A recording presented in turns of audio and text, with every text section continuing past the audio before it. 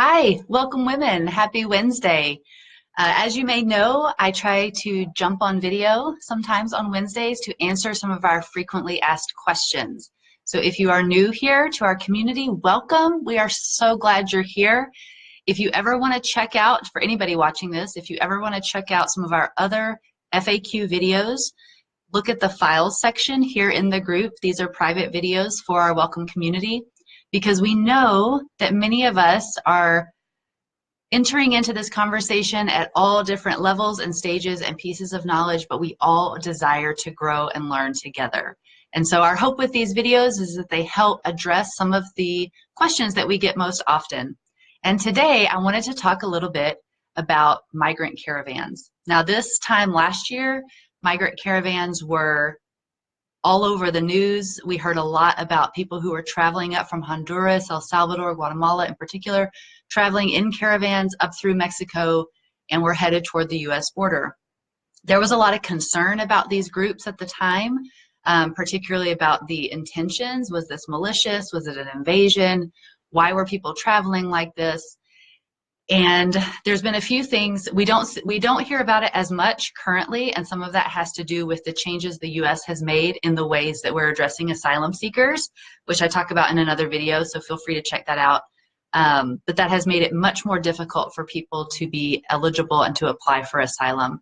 And so we do see a little bit of, we hear about migrant caravans less right now, but I still think it's important to talk about, because when this was happening, it really incited a lot of concern and fear.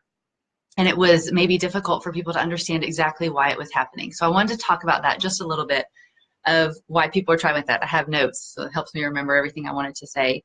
One of the things that kind of really opened my eyes to why this was changing and why migrant caravans seemed like they came out of nowhere was when we went with a group of welcome women to Oaxaca, Mexico. You see that in the documentary. That's the trip that we documented in that way.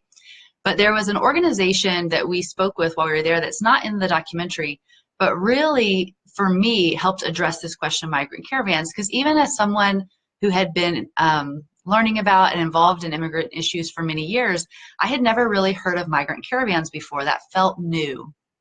And one of the things we learned was that you may have heard, if you have ever read the book Enrique's Journey, some folks read that in school, or other books and stories or documentaries about immigration, you might have heard of La Bestia, or the beast, which is what is sometimes that's the kind of the colloquial name for a train that runs from southern Mexico all the way up to the US border. It is infamous for immigrants and migrants traveling on top of those trains. And so you may have seen that in some type of immigration story or reporting, where migrants will jump on and off the trains while it's moving, and they will use that mode to get much further north much more quickly. So that has been a common way that people were traveling through Mexico for many, many years. I would imagine people still are, but there's a couple of unique things that happened that impacted both what's happening on La Bestia and also the development of the migrant caravans. So one thing that we've talked about at different points here in the welcome group is a big demographic shift that has happened in migration over the last 10 years. Whereas in the past, it was predominantly single men in their 20s and 30s from Mexico who might be crossing the border illegally, that predominantly looking for work and opportunities. So that's what a lot of our stories about immigration, a lot of the reporting that we've heard over time, that's the demographic that was migrating during that time. We've seen a huge shift in the last few years toward Central American, or what's sometimes called the Northern Triangle, which includes Guatemala, Honduras, and El Salvador. Those are all Central American countries. They're just south of Mexico, kind of right on that little piece of land that connects North and South America continents. And we began to see a rise in people migrating from those three countries in particular, and it was predominantly women and children, or family units and children. So this was a big shift, and it impacts migration in so many ways, particularly how we're addressing migrants at the border. But in regards to migrant caravans, you had a situation where many women and children didn't feel safe jumping on a moving train, which I completely understand. And to be clear, it is an extremely dangerous way to travel, as I'm sure you already figured out. But even along the routes in Mexico, there are ministries that deal a lot with people who have with amputations and different things because of the dangers that they've faced on the trains.